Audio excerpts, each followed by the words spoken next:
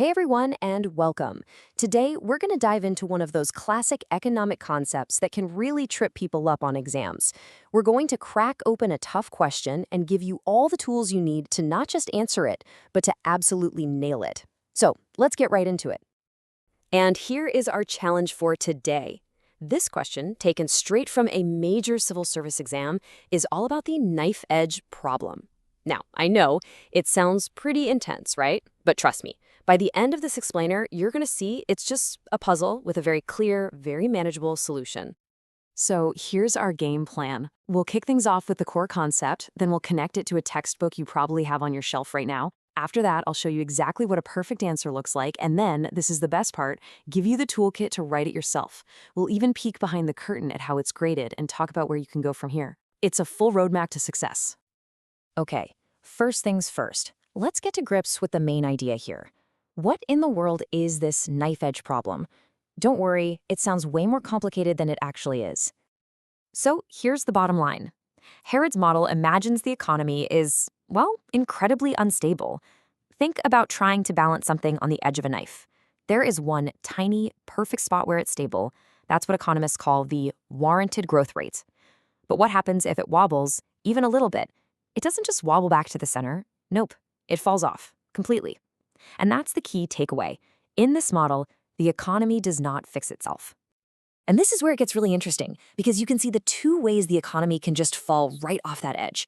On one side, if the actual growth rate is just a little bit higher than that perfect warranted rate, investors get super optimistic. They think business is booming, and they start over-investing like crazy. The whole economy overheats, and you're stuck with chronic, spiraling inflation.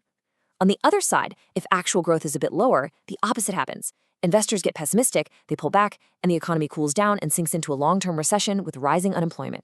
Either way, you're in trouble and there's no easy way back to that stable edge. So you might be thinking, okay, I get the concept, but where does this fit in with all the other economics I've studied? Well, let's build a bridge to a name that's probably very familiar to you, Man-Q.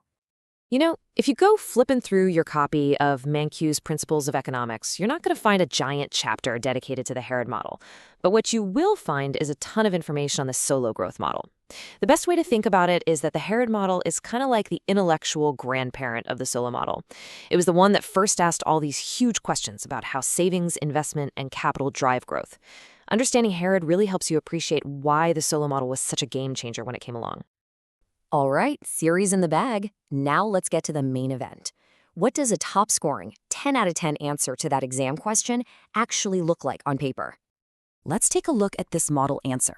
Just notice how it gets right to it. It starts with the absolute core idea, inherent macroeconomic instability. Perfect. Then it defines that key term, the warranted growth rate, or GW.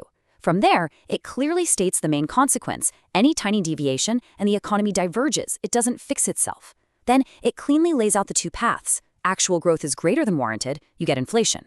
Actual growth is less than warranted, you get recession and unemployment. It's clean, it's structured, and it ticks every single box the examiner is looking for.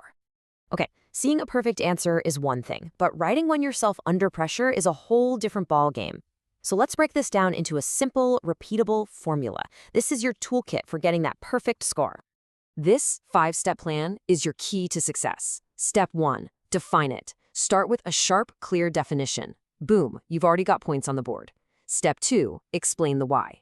Briefly mention the warranted rate and how investor psychology is what really drives everything. Then, for steps 3 and 4, give one sentence to each of the two implications, the overheating path and the recessionary path. And finally, step 5, wrap it all up with a powerful conclusion about instability. You follow these steps, you're going to have a logical, high-scoring answer every single time. Okay, so you've used the toolkit, you've written your answer, but how does an examiner look at that page and decide on a score? Let's pull back the curtain and get a little peek inside the examiner's mind. And this right here is golden. Just look at where the marks come from.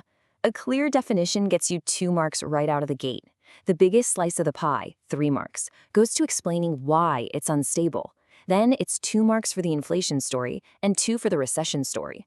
But check out that last one. 1 full mark just for clarity and structure. That is the easiest mark to get if you follow our 5-step guide, and it's the first one you'll lose if your answer is just a jumbled mess. So, we've cracked the exam question, But real learning doesn't stop there, right? It's all about curiosity.